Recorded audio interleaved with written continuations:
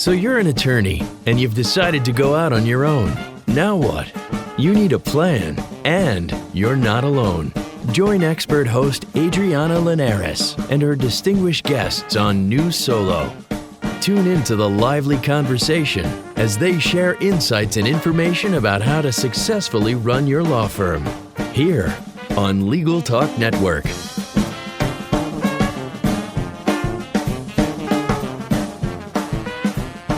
Hello and welcome to New Solo on Legal Talk Network. I'm Adriana Linares. I'm a legal technology trainer and consultant based out of Orlando, often found in New Orleans, which is where I am today.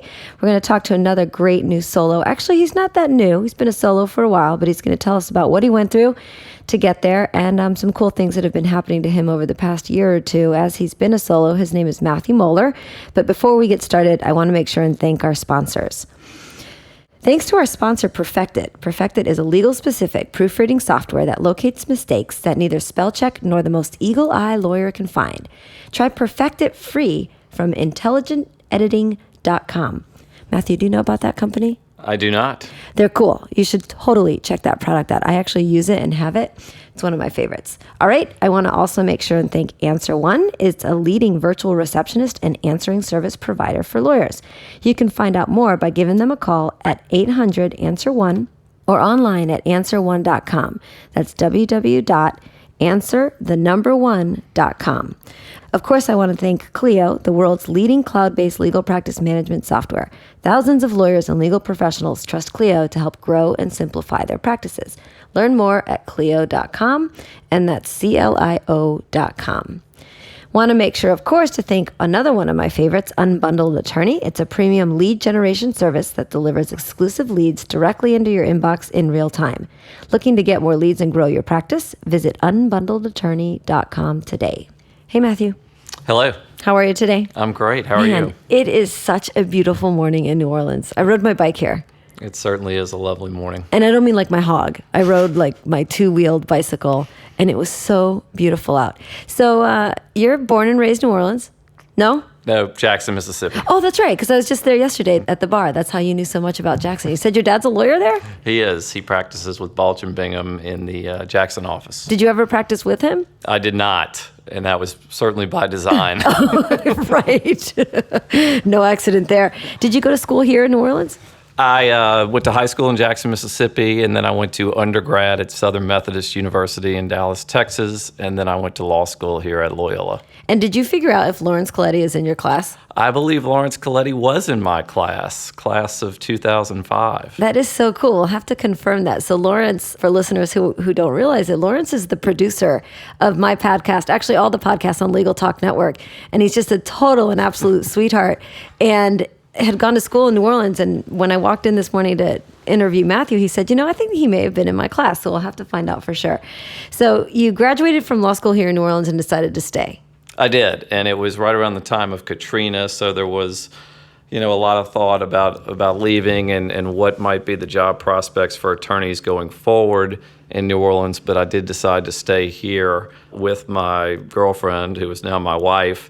And we're certainly glad we did because the legal market in New Orleans has flourished, I think, since Katrina. I've always said that so I started coming here right after Katrina and around Katrina, and we did a seminar for lawyers, like Renew, Revive, something New Orleans. And that's when I started realizing how cool New Orleans is, not just as a city, but also I've always believed that the legal community here is so good. I mean, it's tight, it's local, but it's big. It's kind of weird. So yeah, I'm glad you stayed too. So you were with a larger law firm right out of law school? I was with a large law firm right out of law school doing some document review and helping them with a large pharmaceutical docket that they had at the time. I did that for about a year, and I went to another law firm, which was more of a boutique law firm focusing on insurance defense and general civil litigation. I then went to a much smaller firm to work on some vessel construction cases as well as some trucking defense cases before deciding to finally start my own firm in the summer of 2013. Vessel construction. So, one of the things that I love about New Orleans is like the weird types of law that you practice here. So there's a lot of maritime disaster law. There's tobacco, oil, gas. Like it's really an interesting market. So it sounds like you got a lot of different experiences working with those firms. I did, and the range of experiences that I had in somewhat of a relatively short period of time is kind of what ultimately gave me the foundation and the confidence to start my own firm and be able to have a specialized yet diverse practice in terms of the different kind of cases that we handle. And what are those, and what is that? Well, I am primarily a commercial construction and maritime litigator. However, we also do contract preparation for clients. We consult with clients regarding their general strategic objectives and issues that they may have in their business. And so we have the three kind of large buckets, but we're also able to handle other discrete issues that may come up that relate to those three practice areas. That's very cool. So you said 2013 is when you decided to go out on your own. It is. And you're a young guy. Was. Right, it was. You're a young guy, so about how old were you? I was I think we were probably about the same age. 36 at the time. Yeah, okay. Actually, I'm a couple of years older, but that's cool. But no, all right, so you're 36 years old, and you've probably been talking about it with your wife, like, I'm thinking about going on my own. Was she supportive and great, and was that an important part of it? Or was she like, no, let's keep that cushy job. We got 2 babies now. I think we were both cautiously optimistic. That's good. Would be the best way to put it. She was very supportive in doing it, but certainly there's a little bit of trepidation and intimidation, honestly, when you decide to kind of take that step and go out on your own. So you finally decided to pull the trigger. I did. And did you work from your home? I worked out of my house for 2 weeks, which was good and bad, before settling on a shared office space downtown to really kind of help with the transition of getting the operation up and running, getting the systems in place, seeing how things were going to work out. The shared space was great because it was a month-to-month deal, and I had the ability to move and go somewhere else if I needed to, or I could stay as long as I wanted to. So that kind of situation was ideal for me in just seeing how things were going to shake out initially. And I do want to go back and ask you about what your book looked like when you decided to do that and how you got clients. But I think people are always interested in learning more about a shared office space, so I'll ask you a few more questions there. So I've been to your office several times before you moved to this one, which obviously we'll get to too. But that was cool because it was in a major building downtown in the central business district of New Orleans. And you had a receptionist there. You had like all the creature comforts of a big firm with a good address. Tell everyone a little bit about sort of the resources that you had, what the cost may have been like, maybe any downsides that you faced in having that shared office space. Were they all lawyers in there? Not all, but a good many number of lawyers were on that floor and in the shared space, yes. And was there any sort of camaraderie? Were you able to either refer each other business or, because a lot of people say, I hate to be out on my own and in my home because I wouldn't be near other lawyers and I want part of that community. So what was it like in there as far as? Just a little bit of camaraderie in terms of, they understood the profession and everything. Not so much a lot of referral opportunity, but a lot of curiosity, I think, amongst the handful of us that were working out of that address about exactly, what are you doing? What's your practice like? Who are your clients? Those kind of conversations. And then as far as the logistics of the office space itself, I think I remember that there was a receptionist and the services that you paid for were a conference room, internet, like what was the deal as far as the shared office space? The actual setup I thought was quite good, particularly for one person. There is a receptionist. There is someone that gets and sorts your mail. You have access to a kitchen, which is nice. You have access to the conference room if you need it.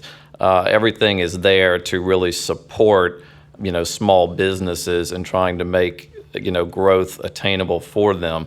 The downside, I think, would be, putting a lot of people in there in a lot of different offices is not necessarily cost effective because you are paying by head for things like telephone, internet, and some of those services. But for one person and for me, when I was just starting out, it couldn't have worked out any better. Oh, that's very good.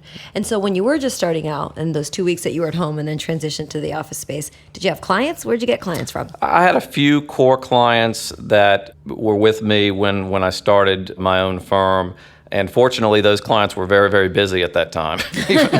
even though I didn't have a lot of them, they had a lot going on. And so that was a really good segue from a cash flow standpoint into getting the operation up off the ground, being profitable from day one, lucky. having some resources to deploy for technology and further business development and things like that. And so we've just been fortunate enough since then to be able to keep it going in a very positive direction. So did you say to all your clients or key clients, hey, by the way, I'm going out on my own. Do you want to come with me? Or did you tell your firm that you were working for, look, I'm going out on my own.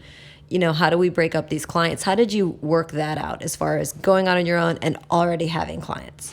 It was very civil when I left. I mean, there were certain clients that I think, it was understood were clients that were mine. And then there were clients that certainly I worked on, but were firm clients that stayed. And so it was a very clean. That's good. I always hear that. Like, it seems like everyone that I interview who has to make that break, it's always pretty natural and clean, and relationships are maintained very well. And I think that's great.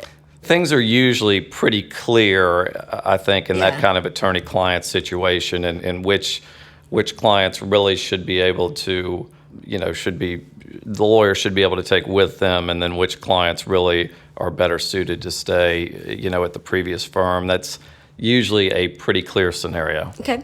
And then as you let's go back like a couple years before you decided to go on your own.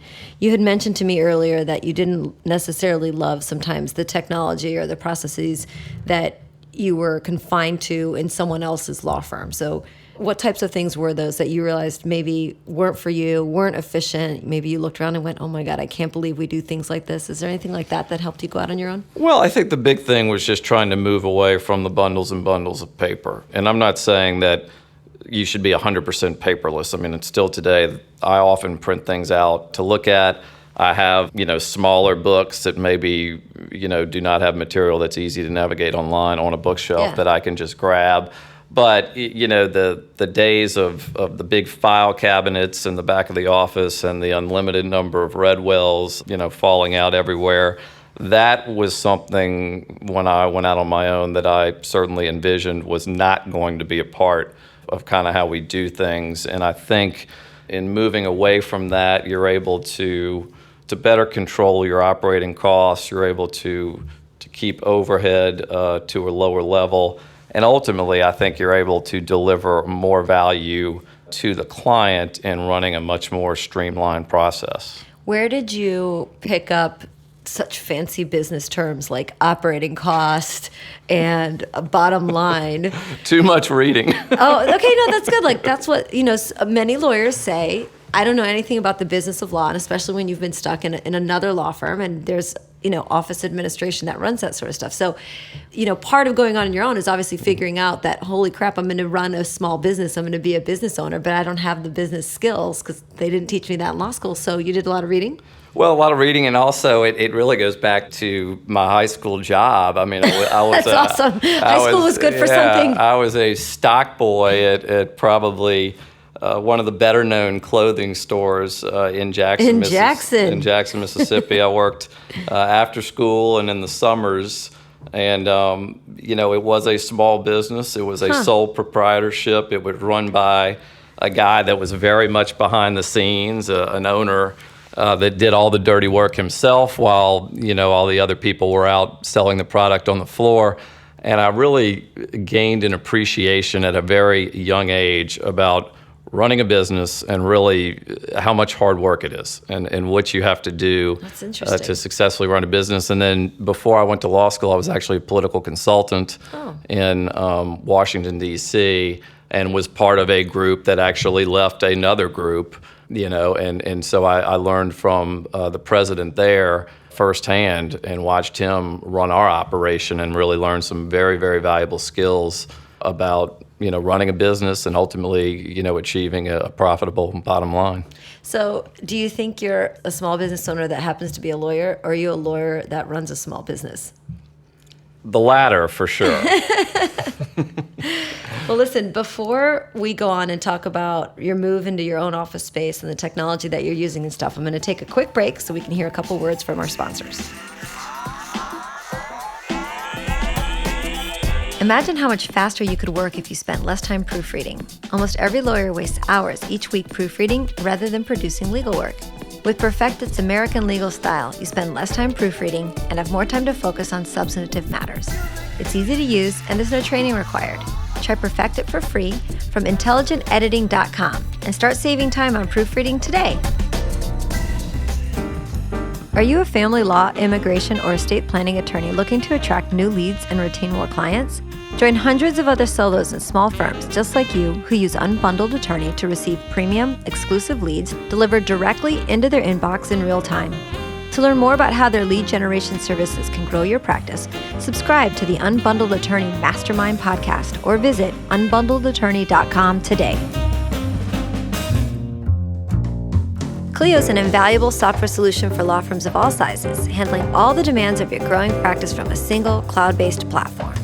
Clio enhances your firm with features such as matter and document management, time tracking, and even billing. Clio is an effortless tool that helps lawyers focus on what they do best, practice law.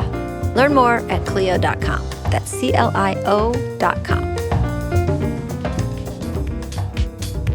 Is your firm experiencing missed calls, empty voicemail boxes, and potential clients you'll never hear from again?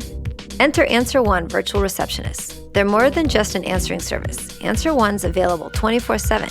They can even schedule appointments, respond to emails, integrate with Clio, and much more. Answer One helps make sure your clients have the experience they deserve. Give them a call at 1-800-ANSWER1 or visit them at answerone.com/podcast for a special offer. Welcome back to New Solo. I'm Adriana Linares, and with me today is attorney Matthew Moeller. He's a solo, sort of. I mean, now you've got some help, but we'll talk about it. Matthew Moeller in New Orleans, and we've been talking so far about his experience as a young attorney in other law firms deciding to break out on his own. You were in a shared office space for, 2 years, 3 years? 2 years. 2 years. And then not that long ago, you called me and said, hey, I moved. I've got my own office space. I walked in here yesterday. I was like, wow, these are some nice digs. You're in a great building in New Orleans. At what point did you start to think about when you were in that shared space and you were a true solo that, hey, it's time. I can probably get out there and have my own space. And how did you find the space? And tell us a little bit about making that big move. Well, it was just a focus on now was the time to start adding people and more of a long-term growth plan. And like I said, it was not those big fancy business words again. Yeah, exactly. It was not cost effective to do that in the shared space as much as I liked the shared space. So I had a friend, commercial real estate broker in town. I had him start looking at some different buildings and the occupancy rates downtown are pretty solid. I mean, we had some things to look at, some that I thought were probably a little bit too much, too big, and too soon. We had others that weren't quite big enough, and maybe I wasn't crazy about the location. But, we got here to 650 Poydras, which is a great building on the right side of Poydras for me because I don't like fighting traffic. And, of course, backs up to Lafayette Square, which is kind of a great setup. And we found a suite that needed some work, but the landlord was nice enough to work with us on a little bit of a build-out. And, I was looking for, obviously an office for myself, a couple of other extra offices to grow, a little reception area, and at least one conference room. And so the setup that we have now, I think, serves all those purposes. Was the furniture here? Did you have to buy all this furniture? We bought all this furniture, so Okay, so you had to spend a little bit. We had to spend a little bit. We're adding as we go, as you can see. We probably have longer to go than we've added. It looks great. I mean, it's amazing. It's a wonderful space in a great part of town. So you added a paralegal.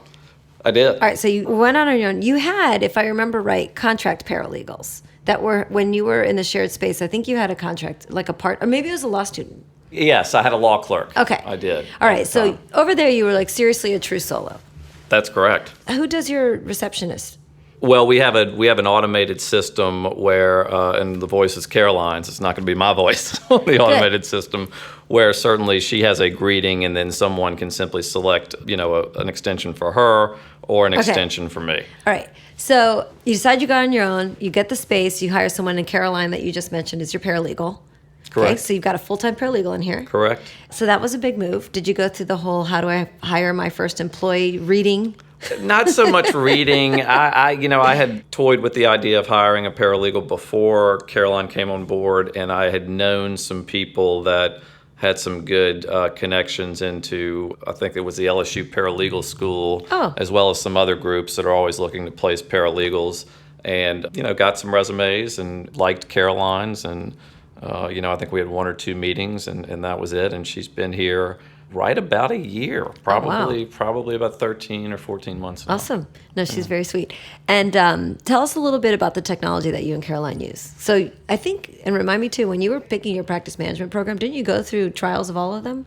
I went through a lot of trials, and the main thing I did was I went to the ABA Tech Show. Oh, yes, my baby. For the purpose of really deciding, okay, what technological platforms are we going to use to run the show? And I think that's really important because most attorneys literally would not even think to take 2 or 3 days out of the office to go to a conference.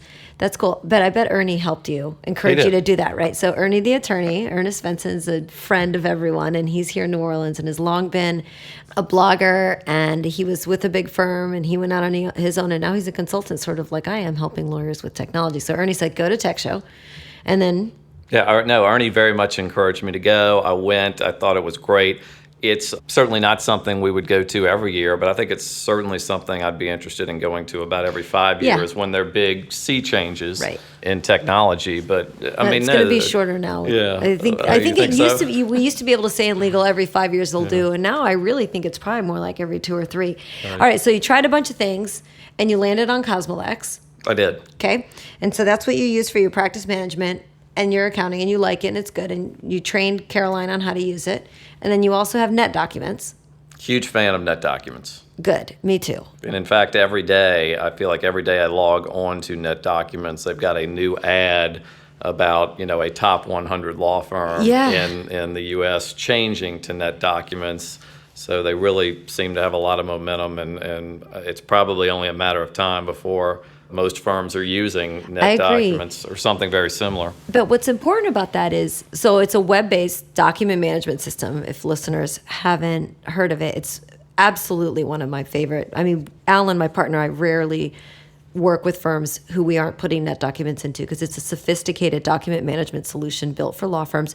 But what's so cool about it is that it's so scalable. So you're a solo 1, now you're 2, you're going to add a 3rd, I think, later. And you're using the exact same platform as some of the largest law firms in this country and actually in the world, and that's so cool. So it's a very scalable and affordable product, and you're a big fan of it because it makes your life so much easier. It does. I know. I love it too. Does. Okay, any other, so you're both PCs. What other cool technology tools or suggestions would you have to someone going out on their own to make sure they use or think about? Anything else you're a big fan of? You're an iPhone user? iPhone user, and I just think that, I've learned a lot of it from you because I know you're the Outlook expert. But I love Outlook. I think Outlook is very, very undervalued as almost a practice management type solution for smaller groups. I mean, there's just so much you can do with Outlook in terms of assigning tasks to people, collaborating on calendars. Right, so you're an Office 365 subscriber. That's correct. Which is important. It's only, like $12 a month per user, I think. That's right. And yesterday we set it up so that Caroline, well, she already had access, but we made some tweaks so that she could see your calendar. You guys had a shared contacts, which is really important. And before these cloud-based subscriptions, I would have had to say to you, well, to make it easy, 10 years ago, I would have said, we're going to have to put a server in here. We're going to have to put Exchange on here. It's going to cost thousands of dollars.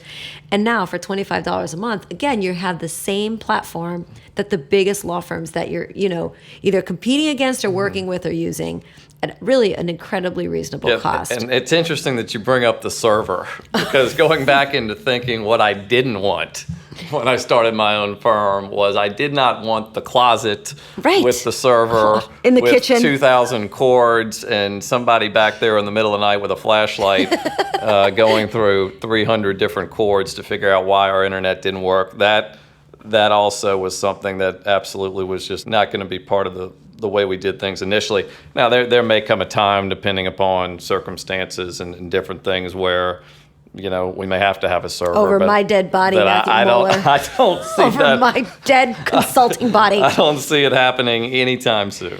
Do you think that having, been around and witnessed what Katrina did to law firms was a part of that, or it was just a natural thing for you to realize technology is really efficient and I can do this without all that stuff? I think it was a little bit of both, Yeah. but I think, the key with technology is it's enabled smaller firms and smaller outfits to deliver, a lot of the same services in the same amount of time as bigger outfits. So it's really been a game changer, I think, from a capability standpoint, where there's not as much natural manpower needed now to deliver the same thing. I totally agree with you. And I'm very grateful that I have been around during this weird transition time and been watching it from the beginning, because I started my career at one of Florida's largest law firms, and it's just so funny to think back. And they're probably still doing, actually, no, they're a NetDocs firm now. I was just going to say they're probably still doing the same things. But that big firm also went NetDocs. So anyway, well, that's cool. Any other technology you want to mention? Let's talk about business development. What do you do as a small solo who, has a kind of cool niche practice but can kind of step outside of it for business development? And what have you learned in doing that? Well, I mean, I think it's kind of three-faceted. We want to have an online presence. I mean, we want to have, a nice-looking website that's easy for people to navigate, that provides, just quick information. Hey, who we are, what do we do, what can we do for you, why should you consider us? We want to have that, at its essence. But I still think that, particularly for my practice, I can't overly rely on an online presence. I'm still, a big believer that at the end of the day, there's no real substitute for face-to-face contact. So, we like to get out there. We like to try to raise visibility a little bit. And then hopefully, as we meet people, in addition to Google just maybe picking up a natural search for someone looking for a commercial vessel construction. Yeah, commercial construction, maritime litigator, then maybe we meet someone in the marketplace, and that drives them to go to the website and check it out and read up a little more about us. So, I think it's online presence, face-to-face contact. I've obviously been real active in the ABA. I think some kind of organizational involvement is important, even if the clients don't come tumbling in immediately, just to raise visibility so that people know who you are, and particularly in an organization like the ABA, where there's a national reach, that you can be on someone's mind in the event there's a need for legal assistance in the New Orleans area. So when you say getting out there, let's talk about locally first. Do you go to charity events, networking events? Is there any, what kind of advice would you give to a new solo and say, look, do you get on Eventbrite and look for things? You've been around here a long time. So basically you probably get invited to a lot of events, but how do you find the right type of, and where do you send Caroline? Or, how do you say, okay, well, we should go to that because that's, it's good networking. How do you pick? Well, I think you got to find things that you're interested in and things that fit your practice area, so that when you're communicating with people there, you don't stick out. Yeah, well, you're not an interloper. You're somewhat of a, I guess, allegedly a thought leader, or someone that can at least get to speak the language, so to speak. But I think you got to find things you're interested in. I probably have been under-involved in local bar association and state bar association activities at the expense of more national things, just because that's kind of where I landed first. And, it's kind of if you land somewhere and you have opportunities, it becomes more natural to kind of stay there and move up a little bit than to just drop that and go somewhere else. Yeah. However, we are going to have another lawyer coming on in the fall. Congratulations. That's awesome. We're very excited. We think he's going to be great.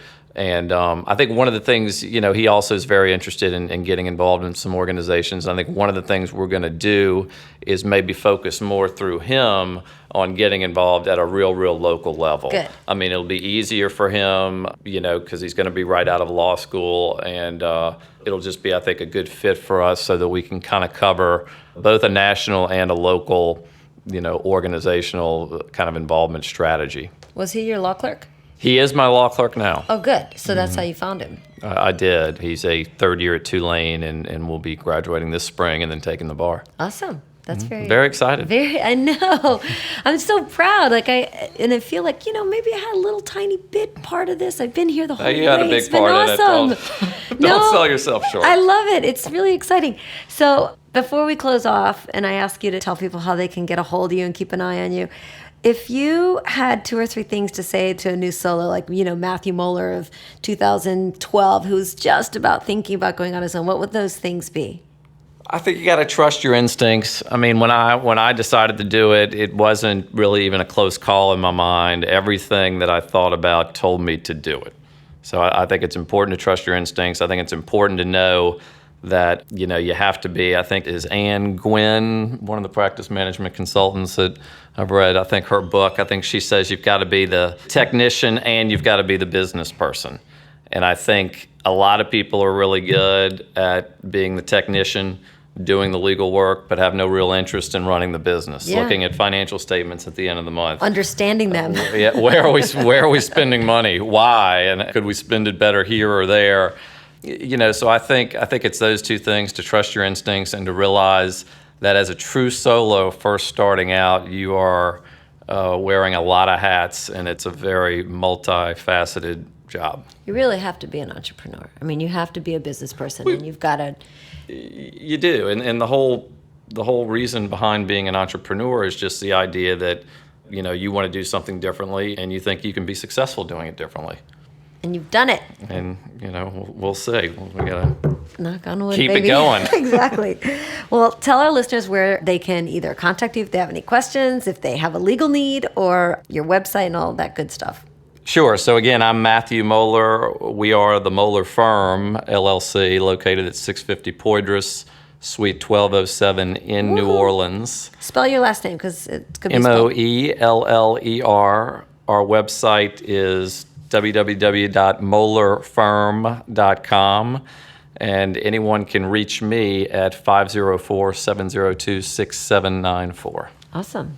Well, thank you to all our listeners who've listened today. And if you'd like to learn more, make sure you visit LegalTalkNetwork.com and Matthew's website. Of course, don't forget to subscribe to the podcast on any of your favorite podcasting apps.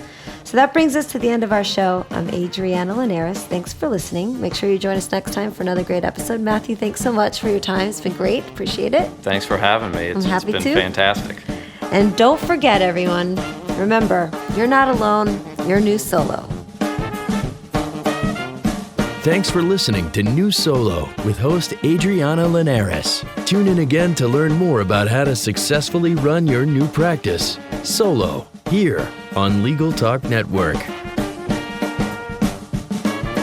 The views expressed by the participants of this program are their own and do not represent the views of, nor are they endorsed by, Legal Talk Network, its officers, directors, employees, agents, representatives, shareholders, and subsidiaries. None of the content should be considered legal advice. As always, consult a lawyer.